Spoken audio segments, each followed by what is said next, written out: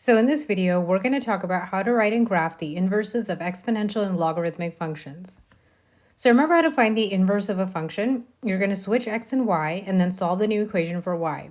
Remember that logarithms and exponents are inverses of each other. And then you're going to replace y with inverse function notation, f inverse of x. So to convert between exponents and logarithms, remember that we have this relationship. The exponential equation a equals b to the x is equivalent to the log base b of a equals x. Right? Remember, we can draw in these arrows to help us remember how to convert from logarithmic to exponential form. So let's find the inverse of f of x equals 3 to the x. So I'm going to start off by replacing f of x with y, so I have y equals 3 to the x.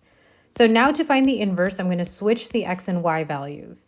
So I have x equals 3 to the y. Well, now notice that this is an exponential form, right? This is a, this is b, and this is x. So I can rewrite this in logarithmic form as the log base 3, right? Because the base always stays the same. And then I can kind of think about the arrows backwards, right? So this is going to be 3 to the y equals x, right? So the log base 3 of x equals y. Well, now the good thing about rewriting this is that the equation's already solved for y. So this is just going to be my inverse function. F inverse of x equals log base 3 of x. So now let's write and graph the inverse of f of x equals 7 to the x plus 4 and name the asymptote, domain, and range of the inverse. So once again, I'm going to start off by finding the inverse. So I have y equals 7 to the x plus 4, which if I switch my x and y, I have x equals 7 to the y plus 4. So to rewrite this into logarithmic form, I'm going to work on getting that 7 to the y by itself. So to do that, I'm going to subtract 4 from both sides. So when I do that, I get x minus 4 equals 7 to the y. So now I can rewrite this from exponential to logarithmic form, right? This is a, this is b, this is my x. So I have the log base 7, right? Think about the arrows backwards. So the log base 7, so 7 to the y equals x minus 4. So we could say that f inverse of x equals the log base 7 of x minus 4. So now let's graph both of these functions in Desmos and think about the domain, range, and asymptote. So notice that 7 to the x plus 4 has a domain of all real numbers. So there's no interruptions in the x values. But notice that the range has the y values all approaching an asymptote, right? That asymptote occurs at y equals 4. So we would say the range is from 4 to positive infinity. The asymptote will be at y equals 4 because it is a horizontal asymptote. Well, now let's look at the function in blue, right? The inverse function. Notice that the domain actually has a restriction because we have a vertical asymptote. So the domain is going to go from 4 to positive infinity. And the range is just going to include all real numbers, right? Because it includes negative numbers and positive numbers. So it's going to go from negative infinity to positive infinity. But the asymptote in this case is going to be x equals 4, right? It's going to be a vertical asymptote. So notice what happens between the domain and range of the inverse and the original function. The domain of the original function becomes the range of the inverse. The range of the original function becomes the domain of the inverse. The asymptote switches from being a y equals 4 to an x equals 4, okay? So again, this theme that keeps going on, right? For inverses, we're going to switch the x and y. So now let's find the inverse of f of x equals 2 to the x plus 1. Okay, so same process as always. We're going to start off by replacing f of x with y. So we have y equals 2 to the x plus 1. So that will become, we switch x and y. So we have x equals 2 to the y plus 1, right? So this is now in exponential form. So we're going to rewrite this as the log base 2, right? Let's think about our arrows. So 2 to the y plus 1 equals x, okay? So notice in this problem, when we rewrite it in log form, it's not solved for y, right? Y is totally not by itself because it has that plus 1. So we're just going to go ahead and take care of that.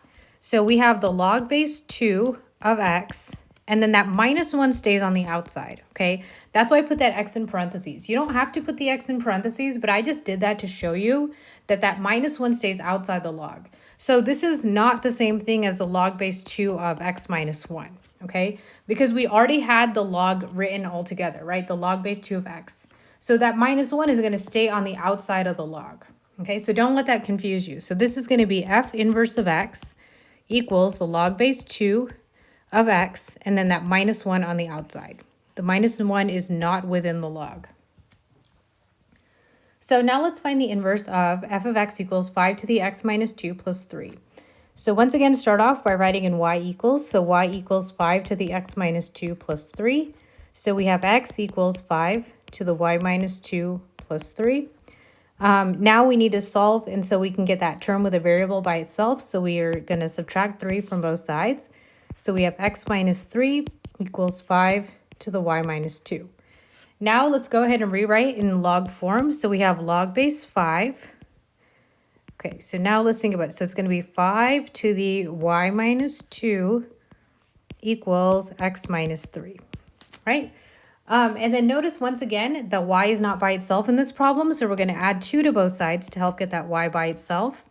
Okay, so once again, be careful. So this is going to be the log base 5 of x minus 3. That plus 2 is going to stay on the outside. Okay, the plus 2 and the minus 3 do not combine. So this is a common mistake I keep seeing, but they don't combine because one is inside the log and one is outside the log. Okay, so when you finally write the inverse, f inverse of x, that is going to be the log base 5 of x minus 3, and then that plus 2 is going to be on the outside. So now let's find the inverse of f of x equals e to the 2x. Okay, so once again, we're going to replace f of x with y. So we have y equals e to the 2x. Now we switch out our x and y. So we have x equals e to the 2y. So now we want to get this into logarithmic form, but whenever we're working with a log base e, remember we want to use the natural log. Okay, so we're going to say the ln of a equals x. That is going to turn into a equals e to the x. Okay, so that's the idea we're going to use there. So once again, we're going to rewrite in log form. So we have ln. Okay, and now let's think about how we would do this if we had the arrows. So it would be like e to the 2y equals x, right? So ln x equals 2y. Well, now that y is still not by itself, so I'm going to go ahead and divide both sides by 2. So this is going to be the natural log of x over 2 equals y. If you would prefer, you can write this as 1/2 natural log of x, or you can leave it as the natural log of x over 2. That's just a matter of preference. And so that is now the inverse function. So now let's find the inverse of f of x equals e to the x minus 1 plus 4. So we're going to replace f of x with y. So we have y equals e to the x minus 1 plus 4. And so we switch out our x and y. So that gives us x equals e to the y minus 1 plus 4.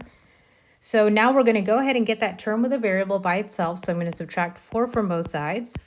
And so that gives us x minus 4 equals e to the y minus 1. Okay, so once again, we're going to switch this into logarithmic form, but since it's an e, we're going to use the natural log. So the natural log, let's think about it. So this would be like ln, so that'd be like log base e to the y minus 1 equals x minus 4. Okay, so now once again, the y is not by itself, so I'm going to add 1 to both sides to get that y by itself. So that gives me the natural log of x minus 4 plus 1 equals y. Okay, so f inverse of x equals the natural log of x minus 4 plus 1.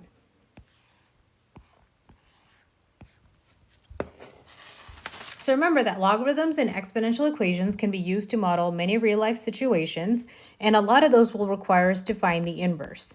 So whenever you're finding the inverse, you're going to use that property. So if we have the log base b of a equals x, remember we can rewrite it in exponential form by saying that b to the x equals a.